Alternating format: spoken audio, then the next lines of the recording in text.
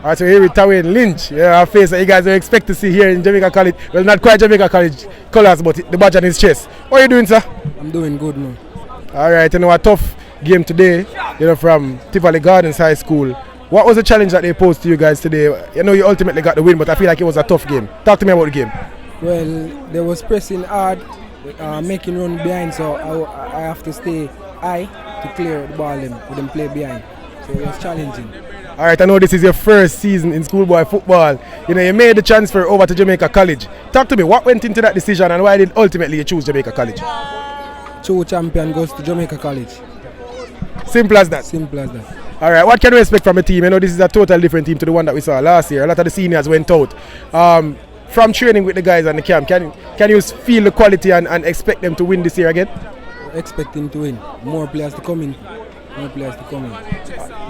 Alright, so yes, I look forward to Jamaica College defending their title. Yes, sir. Alright, we'll have a good season and congrats on the winter win. Thanks. Alright, big up here.